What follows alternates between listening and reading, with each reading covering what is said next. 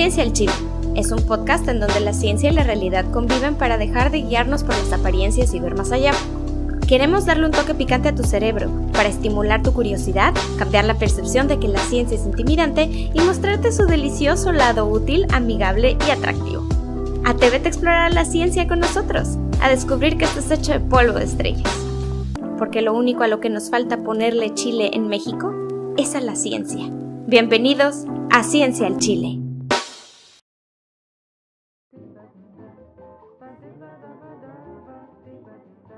Hello, ¿cómo están, Chilivers? Aquí Lola Montalvo desde la Tierra del Mosco, acompañada de...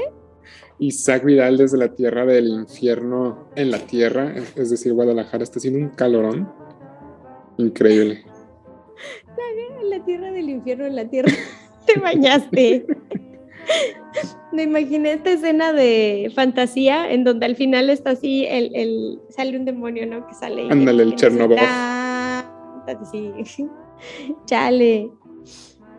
Está bien cañón. Yo creo que en todos los años que he vivido aquí en Guadalajara, desde el 2007 que vine a vivir, nunca había hecho tanto calor como ahorita. O sea, el calentamiento global hace que Guadalajara esté cada día más cerca de ser Monterrey. Sí, está bien gacho. Bien gacho, pero no hacemos caso, ¿eh? O sea, no es como que se nos haga muy fácil en la cabeza enterarnos que pues nos estamos calentando. De hecho, creo que este es el año que está pronosticado por ser el más caliente dentro de todos los años de vida del humano y conciencia de las temperaturas del planeta. Y además hoy estamos grabando en el Día de la Tierra, the Earth Day. Así es. Probablemente no va a salir en el Earth Day, o sea, hoy estamos grabando. Pero el episodio de hoy va a ser de un tema que es una parte muy importante de los problemas ambientales que existen ya en la actualidad, porque ya no podemos decir que van a llegar.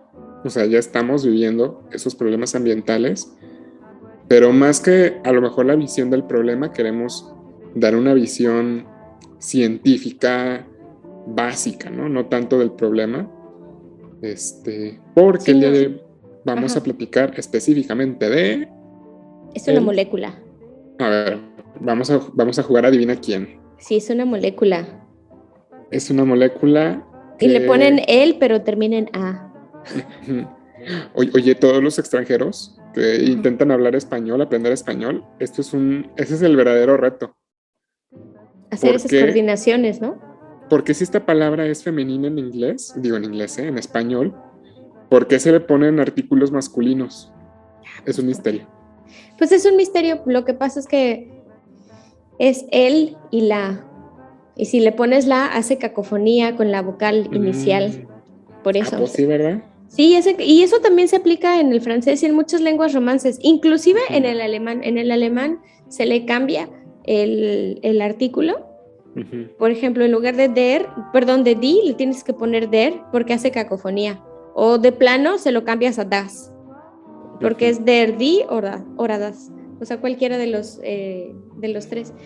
Y está bien chistoso, porque también hay cosas que dentro de nuestra concepción en el lenguaje, ya desviándonos bien gacho del tema, le andamos buscando explicaciones, pero la explicación no está directamente en el lenguaje, o en la lengua que nosotros estamos estudiando, está en el antecedente que tiene o la raíz que tiene. Sí, de cómo fue evolucionando, ¿no? Exacto. Es bien chistoso, pero bueno, no se las vamos a hacer muy cardíacas. Hoy vamos a hablar de una molécula que básicamente se debería considerar como mágica y deberíamos adorarla y ponerles un altar o una cosa así por el estilo, porque pues como comprenderán, y bueno, relacionado a lo que Isaac comentaba de lo del cambio climático, es una molécula que es vital, es crucial para que podamos frenar el cambio climático, pero también para que podamos sobrevivir. Creo que está bien fácil, ¿no? ¿De qué molécula estaremos hablando, Isaac? Estamos hablando de el agua. Del agüita. H2O, efectivamente, sí. H2O. Una alumnita me dijo una vez que es el dihidróxido de oxígeno. Y yo. Y todavía se la quiso sacar diciéndome, es que mi maestro me dijo que así era. Y yo volteé y así como de, no way. O sea, no vas a embaucar a tu maestra en esto, no la vas a calumniar de esa manera, pero bueno. Más bien sería monóxido de dihidrógeno, ¿no? Exacto, monóxido de dihidrógeno, lo dijo al revés. Ajá. Pero ¿estás de acuerdo que también si tú dices el monóxido de dihidrógeno, te estás metiendo en cosas que nada más no, como para que se llama agua? O sea, es como ¿por qué? Pues, puedes decir agua o H2O. A veces abusar terminología como rimbombante para confundir gente implica es nada más si no lo sé, de perdido te voy a distraer o te voy a entretener. Sí. Entonces, hablando de eso. El agua, ahí les va mi monólogo. El agua pues es una molécula vital para la existencia de la vida y para el mantenimiento de la vida. Ahorita más adelante lo vamos a platicar. Uh-huh. Entonces evidentemente el agua está en todos lados, ¿verdad? En todo lo que comemos, en el aire que estamos respirando hay humedad, hay agua. Nuestros cuerpos son aproximadamente 60% agua. Entonces el agua está en todos lados. Si ustedes buscan una molécula que se llama DHMO, Dihydrogen Monoxide. Es más, les voy a invitar a que usen su navegador de preferencia y vayan a dhmo.org. Y aquí nos está hablando sobre investigación sobre el monóxido de dihidrógeno. Y esta es una página que nos muestra... Lo quiero saber. Ajá, ¿qué? Espérate. Es una página que nos muestra que esta es una molécula que está en todos lados, que todas las personas que han tenido cáncer y que han tomado esta molécula, que hay mucha controversia porque está en todos lados, es imposible deshacernos de ella, está en nuestra ropa, está en todos lados. Entonces, es una página donde nos muestran incluso la conspiranoia, toda la conspiración que existe. Me voy a motear porque me estoy aguantando la risa. Sí. Toda la conspiración que existe de las empresas para meter el monóxido de dihidrógeno en todo lo que comemos, en todo lo que tomamos, y todas las implicaciones que esto puede tener para nuestra salud, para las industrias, y cómo nos están manipulando a través de esta molécula. Entonces, los invito a que vayan a esta página y se horroricen. Pero después, los invito a que se den cuenta que el monóxido de dihidrógeno es agua. Es agua. Monóxido, un oxígeno. Dihidrógeno, dos hidrógenos. Exactamente. Esta página del monóxido de dihidrógeno, Dihydrogen Monoxide, es una ilustración, es una jerga, es una broma de por qué es importante no creer todo lo que vemos en el internet. Me acuerdo que nos pusieron una clase de investigación, ¿no? Nos dijeron que buscáramos esta página y a ver quién caía, ¿no? Pero esa es una ilustración bien importante sobre cómo a veces palabras rimbombantes, palabras que a lo mejor la población no tiene por qué conocer, pero que, o sea, es que el monóxido de dihidrógeno, y ya porque lo leen en internet piensan que es algo peligroso. Entonces, esta es una página que los invita a hacer conciencia de que porque las cosas tengan un nombre científico o un nombre, pues así, medio raro, no significa que sean peligrosas y no significa que sean algo fuera de lo común. Existe un grupo de personas que se autodenominan health coaches, personas de la salud, no sé, que no tienen estudios en el área. Uh-huh. Y se la pasan todo el tiempo diciendo, y yo lo sé porque de repente me aparecen en TikTok y son muchos, diciendo no, que tienes que comer natural, sin químicos, que si agarras un producto y tiene más de 10 palabras que tú no conoces, en los ingredientes no lo consumas, que no sé qué, que no sé qué. Es como de, güey, si tú no sabes qué significan esas palabras, no es problema del producto. Es problema tuyo que no sabes qué significan. San Google, de perdido vayan y googleenlo un ratito, hombre. Entonces, ¿qué le cuesta?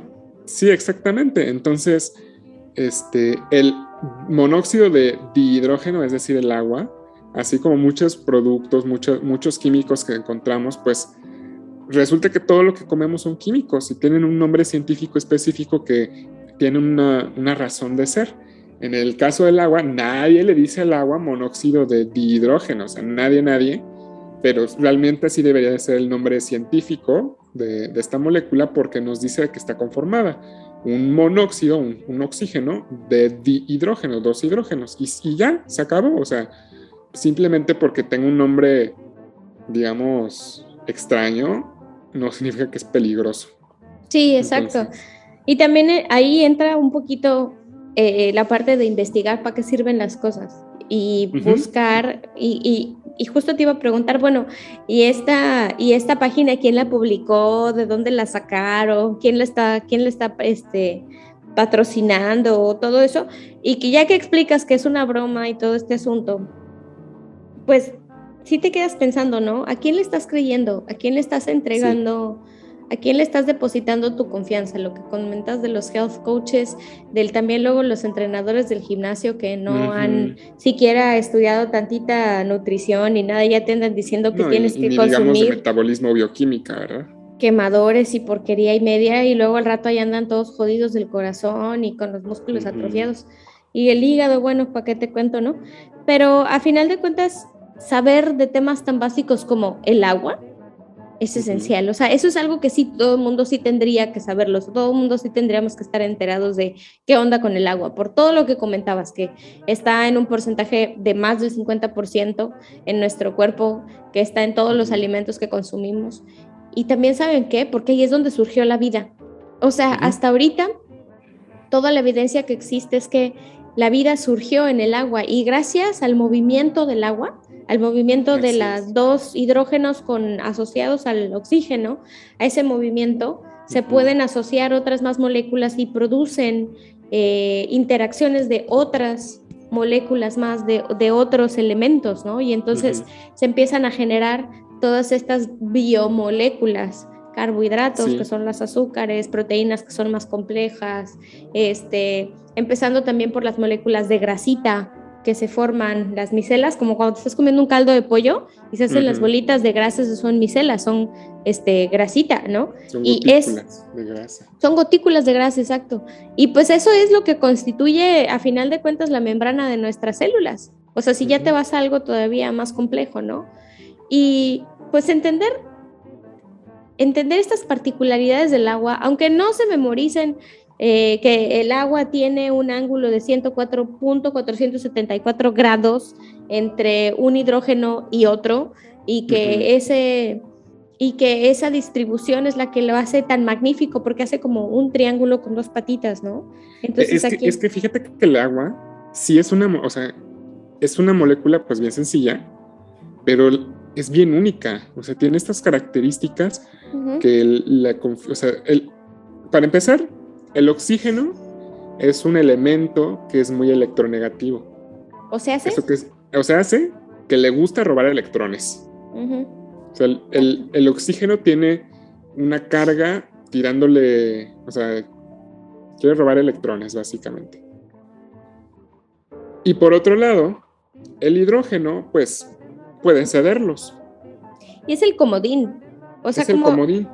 Y el rollo con el hidrógeno es que tiene un protón y un electrón. Sí, un protón y un electrón. No tiene un neutrón que balancee o que le dé la masa o ese, vamos a decir, como que apuntale ese átomo, ¿no? Entonces el hidrógeno anda por ahí buscando enlazarse con cualquier otro elemento que se deje. Es el comodín. Y cuando esto pasa, pues como decía Isaac, forma asociaciones que son muy particulares. En el caso de la asociación con el oxígeno, ¿no? Que tiene estos ángulos muy precisos.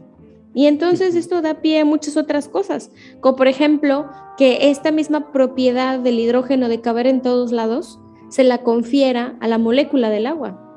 Sí, ¿no? Y fíjate que está bien interesante porque el agua es una molécula polar. O sea, polar, no de expreso polar ni del osito de Coca-Cola, ¿eh? Ay, chiste ñoño. ¿Por qué los osos blancos le temen al agua? ¿Por qué? Porque es polar. Ay, se disocian. Se desbaratan. Se desbaratan. Bueno, sí, es que quedan osos polares pronto, ¿verdad? Porque pues también ya se andan muriendo. Chiste, mal chiste. Bueno, entonces estábamos diciendo otra cosa más interesante que la muerte de los osos polares. Menos triste al menos, ¿no? Menos triste. O sea, el agua, la molécula del agua es polar. Y esto es bien interesante porque existe una...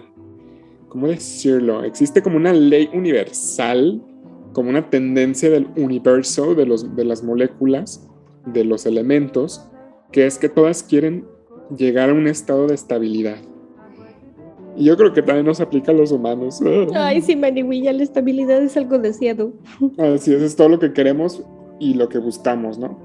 Resulta que sí hay algunos elementos que tienen suficientes electrones para balancear su carga, para estar felices, ¿verdad? En su, digamos, energéticamente, y no estoy hablando de mafufadas, de que los chakras y esas cosas, ¿eh?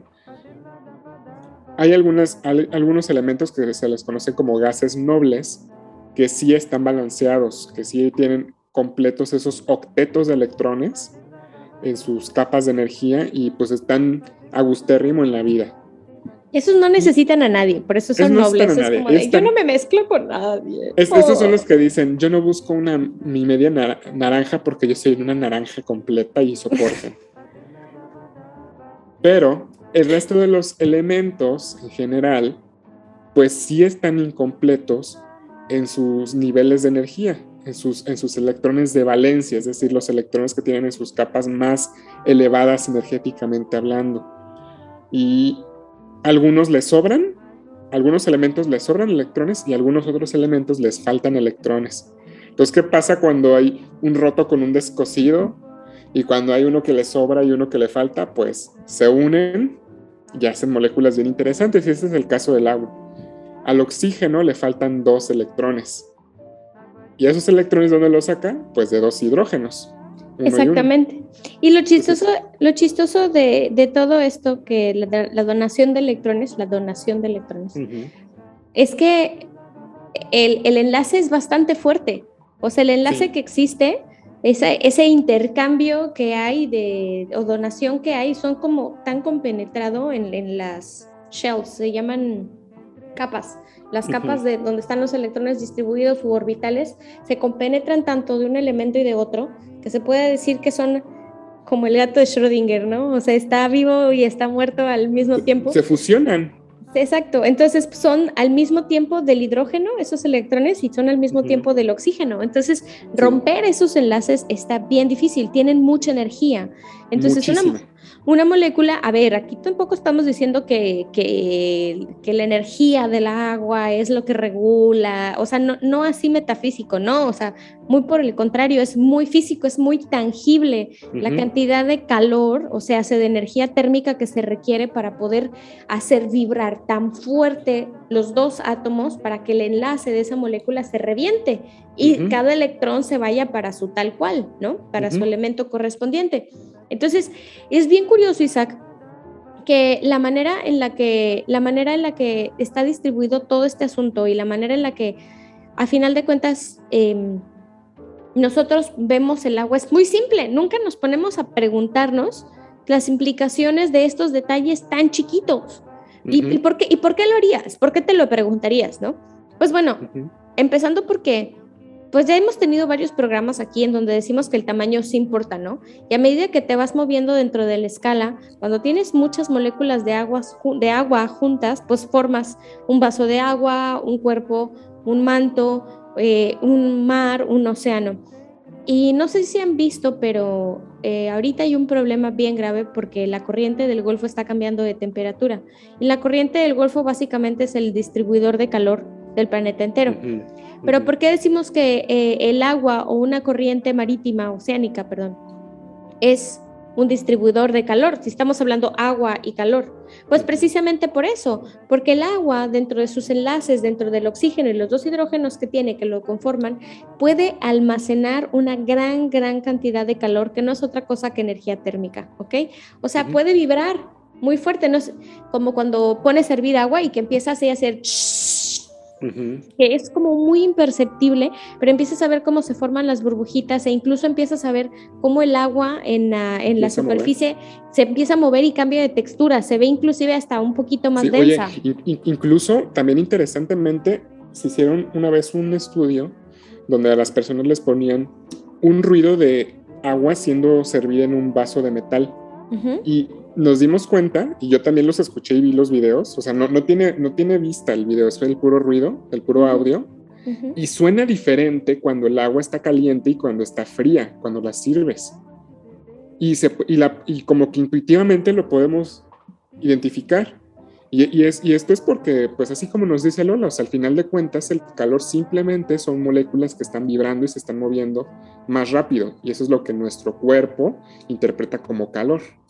Claro, y entonces ya cuando tenemos eso en claro, o sea, que ya podemos comprender que la parte de la interpretación de la energía que es de movimiento a nivel molecular, que la energía térmica es el calor, ya tiene mucho más sentido, ¿no? Ya tiene mucho más sentido el hecho de que una corriente oceánica pueda ser una distribuidora de calor en el mundo entero, porque pues cuando tienes esas corrientes que tienen una temperatura en particular, haz de cuenta que se abren como túneles debajo del agua, así como la corriente australiana de Nemo, que lleva las tortugas, así tú vas buceando, tú bajas al agua y ves una cosa que se llama termoclina, que es un cambio de densidad del agua precisamente por la temperatura. Entonces, todo lo que comentas como que ya hace más match, ¿no? Cuando entiendes que la temperatura o la energía que se almacena en los enlaces del agua, pues va a determinar inclusive el movimiento, la densidad y por ende las capacidades caloríficas que ese cuerpo de agua va a tener, ¿no? Así es. No estoy diciendo capacidades caloríficas del agua, ese es el fenómeno que estamos explicando, pero las capacidades caloríficas de un cuerpo es precisamente lo que comentamos de cómo una corriente marítima puede ser la distribuidora de la temperatura en el planeta Tierra o la reguladora, ¿no? Inclusive, estas propiedades del agua, de conservar la temperatura, y hay una gráfica que se llama triple punto de inflexión del agua, que ustedes la pueden googlear y le ponen triple punto del agua, y va a haber una gráfica en donde el agua líquida puede existir aún debajo del cero, en donde todo el mundo te dice a 0 grados centígrados se congela el agua, ¿no? Bueno, el agua líquida puede existir a temperaturas menores, y lo Así que es. eso es algo bien como extraordinario, ¿no, Isaac? O sea, que hay este tipo de combinaciones o de propiedades. Sí, y fíjate que hablando del triple punto del agua, es porque aquí le estamos agregando una variable más, además de la temperatura, estamos agregando la variable de la presión. Entonces, resulta ser, no sé si usted en casita sepa, pero bueno, si estamos en el mundo civilizado, ¿verdad?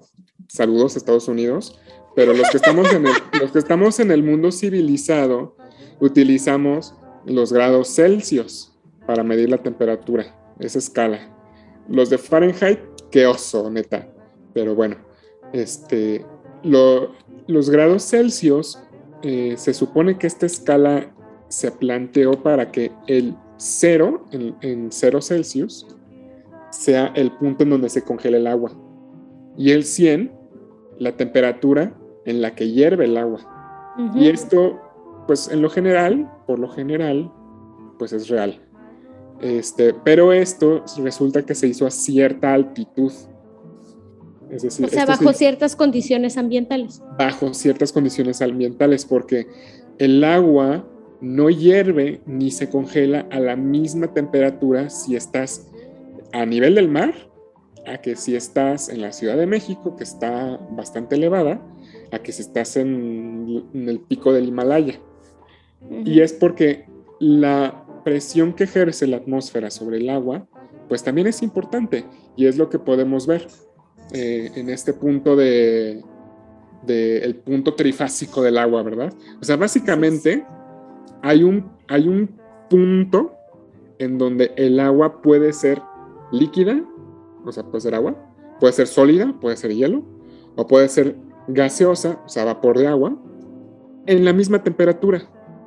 Y convivir también. Y convivir. O sea, convivir, que eso es lo que sucede en los polos del planeta Tierra, o bueno, sucedía hasta hace todavía algunos años, porque se están deshielando los polos, amigos. Terrible.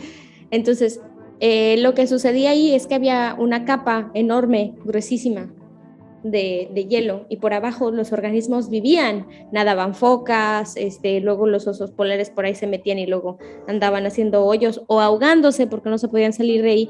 Y en la parte de arriba había este fenómeno que se llama sublimación, que pasa de sólido a gaseoso, y se veía así como una especie de neblina, como de ventisca que se genera por ese cambio de estado, ¿no? Que a final de cuentas en cada cambio de estado se libera o se absorbe calor para poder llevarse a cabo, y cuando cambias de un estado de la materia que está muy compactado a uno donde las moléculas están mucho más libres, hay una liberación de energía y se siente una temperatura, o una sensación, existe una sensación térmica distinta en esa fase, en esos sitios en donde están ocurriendo, ¿no? Esos cambios de estado. Y eso es lo maravilloso del agua, porque mira, a final de cuentas, los lagos se congelan en los inviernos, en la parte norte, en los hemisferios más, en las latitudes que están pegados a los polos, se congelan, pero los seres vivos, incluidas plantas, algas, bacterias y animales, que hay unas ranas que viven ahí congeladas, se congela la parte de arriba, pero todo lo demás sigue su curso natural, sigue viviendo. Y eso es muy importante, porque imagínate que cada año con un cambio de estación se tenga que morir todo lo que hay abajo. Serían completamente estériles esos cuerpos de agua. Y eso tendría muchísimas consecuencias. Tienen ecosistemas completos, ecosistemas completos y aislados y nuevos que falta por descubrir incluso. Sí. Así es. Entonces, ese tipo de cosas de que faltan por descubrir, que ahorita acabo de... Ay, se me apagó el celular. Justo acabo de ver una imagen que les iba a enseñar, pero bueno, gracias. De la ranita esta, y eso es una ranita que no es muy común, y de ahí empezaron a investigar los anticongelantes, los fluidos corporales como anticongelantes. Entonces, es una ranita que creo que es canadiense, la ranita. No estoy muy segura, les confirmo ese dato. Y la ranita cuando me vaya a Canadá la voy a encontrar. Yo creo que sí, te vamos a mandar a buscarla para que hagas un post ahí en vivo y en directo de todo eso.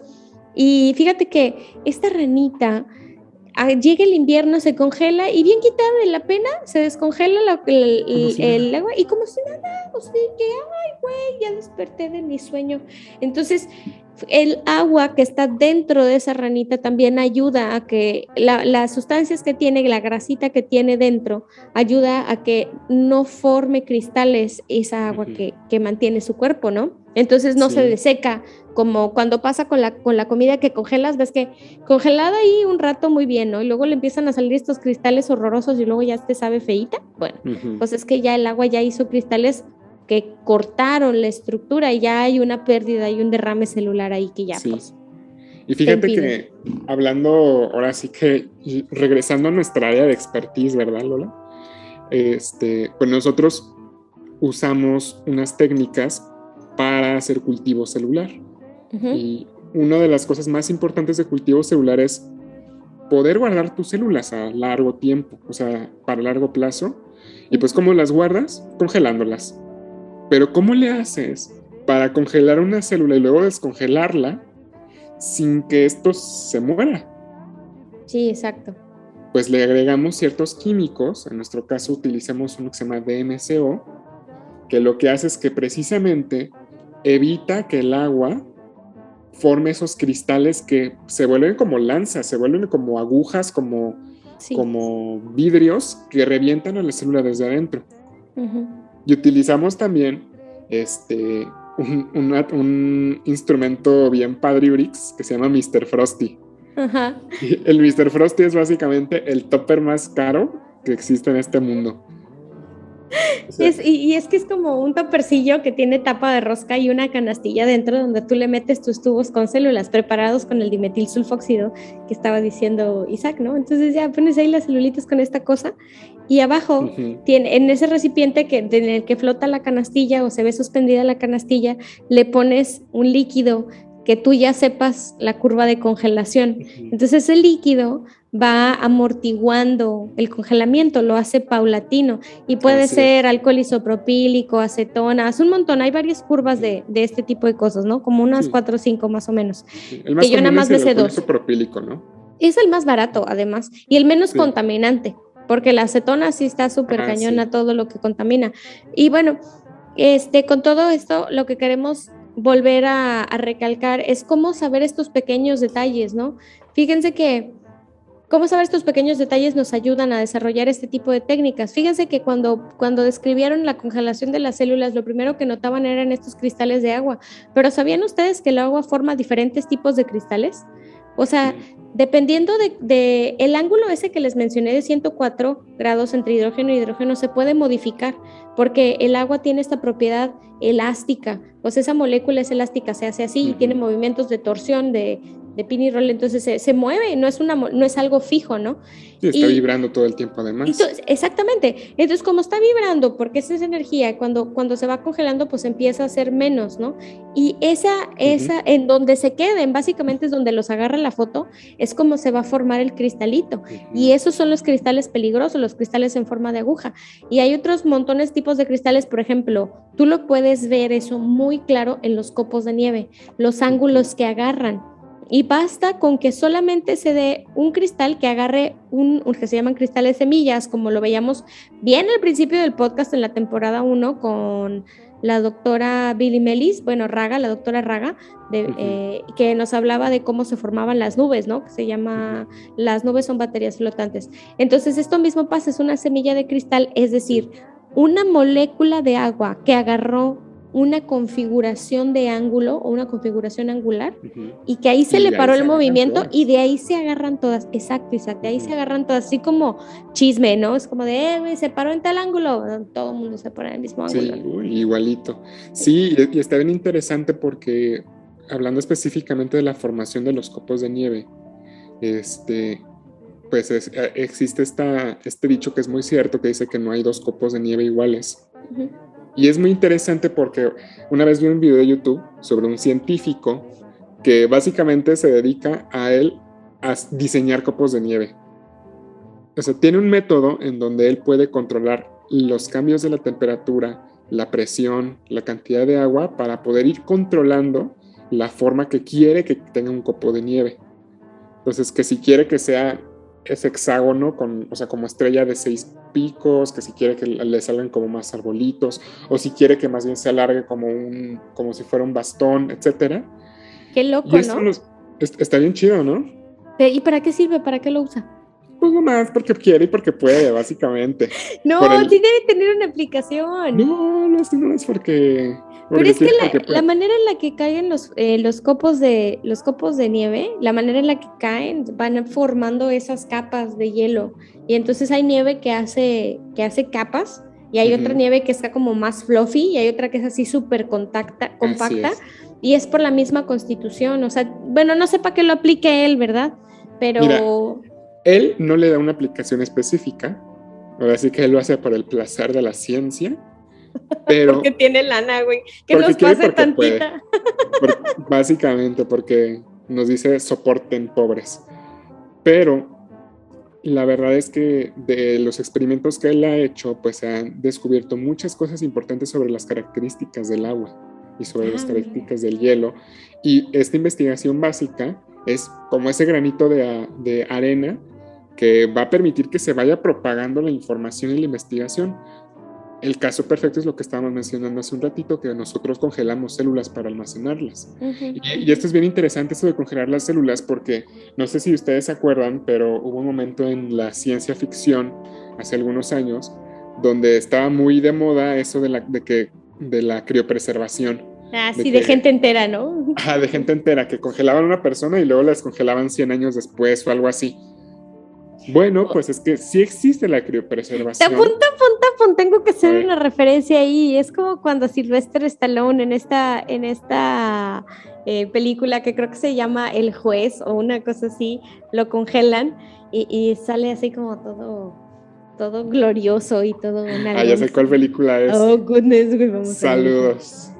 Sí, y lo salen todo congelado y dije, ok, tal vez congelar personas sea lo mío. ¿Cómo le hago para que no sea mi carrera? Y entonces no está tan lejos de ser realidad. O sea, es que sí es realidad, pero volvemos a lo mismo que siempre decimos, el tamaño sí importa. Okay. Es una realidad para células, como lo que nosotros hacemos en el laboratorio. Ya hablando de un organismo completo, pues es una cosa bien diferente, porque el DMSO, el dimetilsulfóxido, que es el químico que se utiliza para esto, también tiene que estar en una concentración bien específica, porque es tóxico. Es bien bajito así. Sí, está máximo al 10%, ¿no? Sí, o sea, exacto. Lo usamos. Y además lo tenemos que preparar con un chorro de ¿cómo se llama? De suero bovino fetal. Sí. Como para que amarre. Y es que fíjate, ahí está bien curioso porque el suero bovino fetal es una mezcla de un montón de proteínas que a veces está indeterminado. O sea, hay muchas cosas que todavía no sabes qué trae porque pues se saca de animales, ¿no? Entonces, este tipo de proteínas o esta mezcla de proteínas del suero bovino lo que hace es precisamente darle volumen, como que es un espaciador entre las células. El dimetilsulfóxido lo que hace es que detiene el flujo de agua o sustituye el flujo de agua de afuera para dentro de la célula, y las proteínas lo que hacen es como funcionar como espaciadores entre unas células y otras. Entonces, si nosotros lo viéramos así con un microscopio, el medio para congelar sería como una especie de colchoncitos que metes entre una célula y otra. Ajá, y de un gel en donde tú metes las células, ¿no? Donde básicamente las acomodas. Entonces, está bien chistoso que hayamos podido encontrar esta manera de congelar células, pero a lo que ibas, Isaac, o sea, la parte del organismo entero, ¿por qué no se puede? ¿Por qué no se puede utilizando este método? Bueno, pues es que para empezar, tú y yo sabemos que una cantidad de células que congelamos no es la misma cantidad de la que después descongelamos. Exacto. Porque este proceso de congelación, a pesar de que lo hacemos, como les habíamos platicado con el Mr. Frost, y que le ponemos el isopropanol, que va a hacer que vaya bajando la temperatura de un grado a otro grado, así poquito a poquito, pues sigue siendo una situación pues muy violenta para una célula viva. Realmente cuántas sobreviven el proceso de congelación y luego el proceso de descongelación. Sí, exacto, porque la temperatura igual, así como lo congelaste, que tiene que ir disminuyendo así súper gradual, o sea, de una temperatura ambiente, lo enfrías en el refri y luego va agarrando cada vez menos temperatura, llegar hasta menos 80, o a veces hasta menos 150 y pelos, ¿no? Que se supone que es un ultracongelador cuando ya lo quieres tener por mucho tiempo, que es donde se conservan las líneas celulares. Pero imagínate, de 150 y pelos menos 150 y pelos, volverlo a subir a 30 y tantos grados, está bien ruda el regreso. Y fíjate que me haces pensar también en la parte en donde, bueno, y si descongelamos el ser vivo entero, como el caso que de esta ranita, ¿no? Que se descongela como si nada. Estoy yo casi segura que ya me quedé obsoleta en la información que tenía yo de esta ranita, debe haber más. ¿Qué sería lo que tendríamos que hacer? Porque en las películas de ciencia ficción te ponen nitrógeno líquido, ¿no? Y bueno, en eso se congelan las líneas celulares también. Es como la manera más barata, pero un humano entero, imagínate el daño para la piel. No, hombre, te quiebras, o sea, literal. Es como si te volvieras de vidrio y te rompes. Y es que todo lo que le metes al nitrógeno líquido, pues básicamente eso es lo que le pasa. O sea, lo tocas, se congela, pero si tú lo manipulas de alguna manera equivocada, se revienta.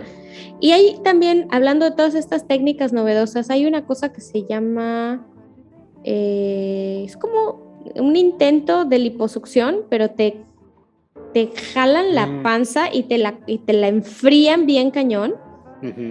La verdad, yo me lo hice por puro morbo, hace ya un par de años. Y no, es que yo quería saber, y claro que interrogué a la persona que lo estaba vendiendo porque es de una centro de esos salones de belleza de depilación láser y demás, ¿no? Y se llama no me acuerdo qué cosa. Criolipólisis o una cosa así le dicen, ¿no? Sí. Y es una aspiradora que te ponen en la panza y te jala la panza bien, ojete. Yo creo que duré como una semana con un dolor de panza que jamás debía haber hecho eso porque estoy segura que me lastimó otras cosas.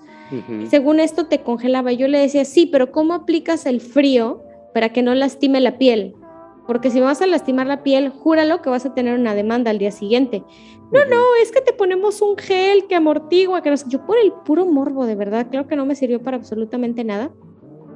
No se me murió ni jota de las células de manteca que tengo en la panza, felizmente ahí siguen viviendo y proveyendo de vitamina D a mi sistema. Y ¿Entre otras hormonas? Sí, entre otras hormonas. Y también me quedo ahí pensando yo mucho como, ¿pero por qué caemos en este tipo de cosas? Si nosotros supiéramos este tipo de datos, como los que estamos comentando hoy, que pues congelar algo a esas temperaturas, pues te puede acarrear muchísimos problemas, ¿no? Se acaba con ecosistemas enteros, agua congelada en estanques y todo eso. Y ahorita pues no estamos muy cercanos a que acabe con la vida como la conocemos en el planeta, con el movimiento de la temperatura en la corriente del Golfo. Híjole, pues terrible. Hay que ser así como que muy críticos a la hora de darle tan poca importancia a moléculas tan cruciales como el agua, ¿no crees? Fíjate que, bueno, regresando a esto que estabas platicando de que te hicieron la criolipólisis, yo creo que es bien importante, yo sé que tú lo hiciste por morbo, pero es bien importante que a la gente no, ¿cómo decirlo? O sea, que no les vean la cara, básicamente. Sí, porque sí me la vieron, ¿eh? Ajá. O sea, me explicó y yo todavía dije, bueno, chance y esto podría ser factible, pero no. O sea, ya cuando vi el aparato y ya cuando me empezaron a jalar la panza, volteé y le digo a la señorita, no me dejes sola del jalón de panza que me estaban dando, güey, horrible. Y así como eso hay muchas cosas que luego somos susceptibles cuando no sabemos realmente cómo funcionan las cosas. Yo me acuerdo cuando estaba yo en la secundaria, que fue la primera vez que llevé una clase específicamente de biología, y pues a mí me gustó mucho la clase, ¿verdad? Evidentemente terminé estudiando biociencias y aquí estudiando maestría en ciencias biomédicas, pero yo me acuerdo que tenía muchos compañeros que decían, ay no, ¿yo por qué tengo que estudiar biología? ¿A mí de qué me va a servir en la vida estudiar esto? ¿Yo por qué quiero estudiar química? Yo no me voy a dedicar a esto, no me interesa. Pues sirve, en primer lugar, pues para cultura general. Y en segundo también, para que no te vean la cara.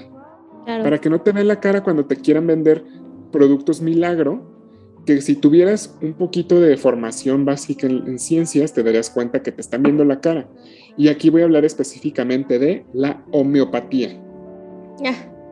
La homeopatía es un negocio gigante que vende efecto placebo. Eso es lo que vende la homeopatía. ¿Cuál es el principio de la homeopatía?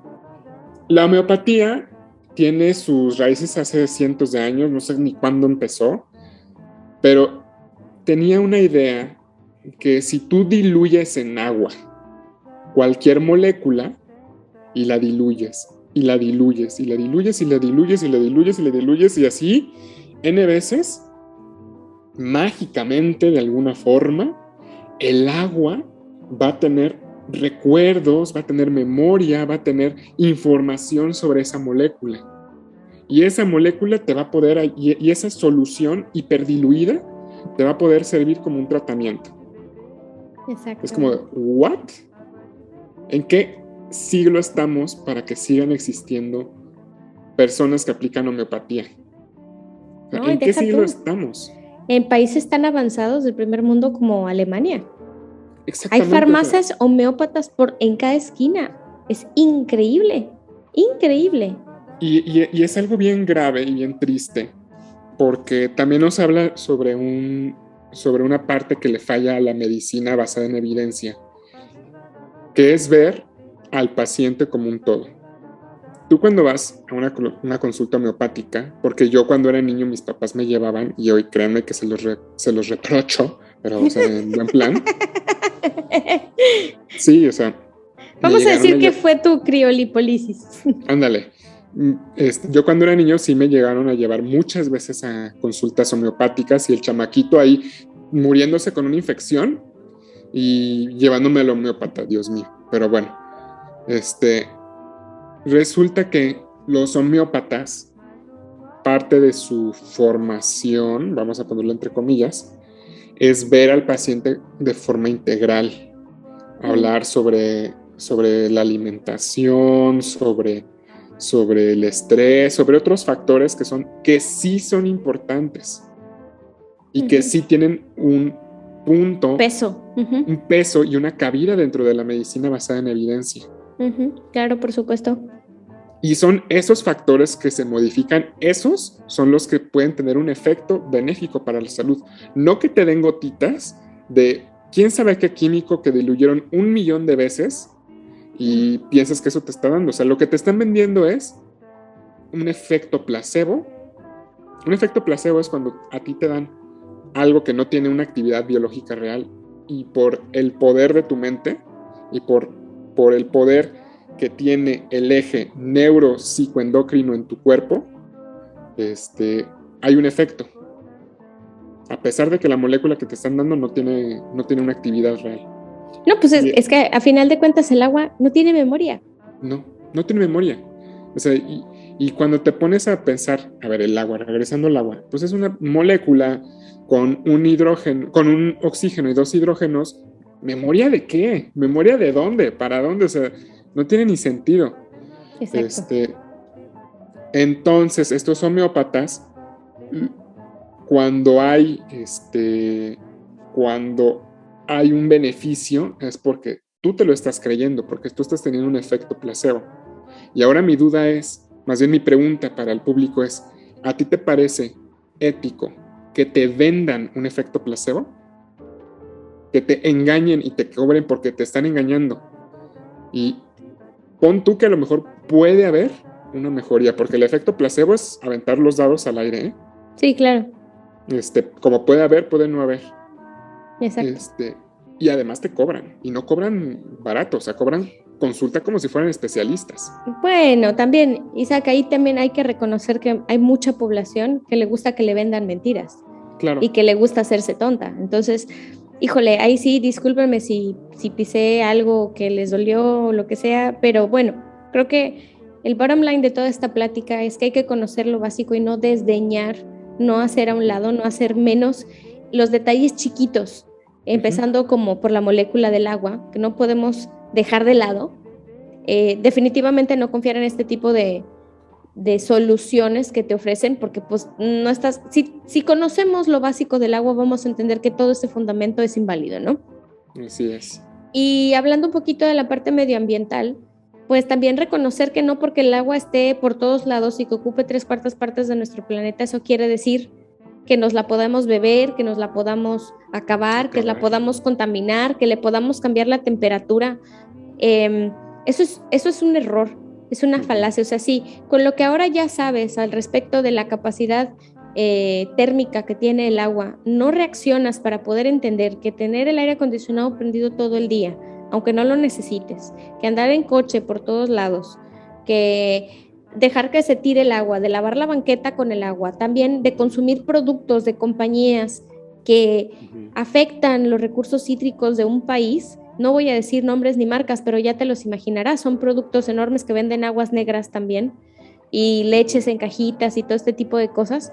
Pues bueno, entonces te invitamos seriamente a reflexionar que desde lo chiquito se ven efectos en lo grande, y ya lo viste en la molécula del agua. No sé qué estamos esperando, que nos dejen sin agua como en Monterrey acaba de pasar, que les racionen por semanas enteras.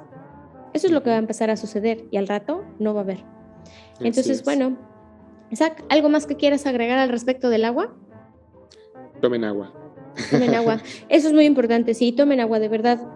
Como decía Isaac hace ratito, como la parte de verlo de manera integral, el hecho de alimentarse bien y tomar agua hace una gran diferencia en tu estado de ánimo y en tu estado de salud. Y pues bueno, sin más por el momento, después de esta breve lección y adoctrinamiento de por qué debes cuidar el agua, si tú, persona que te bañas durante media hora, me estás escuchando, por favor, cuida el agua, toma agua y trata de mantenerla lo más limpia que puedas. Y protesta, sobre todo, frente a aquellos que lo están contaminando. No te dejes. Les mandamos un besito en su molécula de oxígeno. ¿Y tú, Isaac? En las 2 pompitas de hidrógeno que tiene el agua. Listo, Isaac. ¿Nos vamos? Será todo por hoy. Adiós. Bye. Ciencia al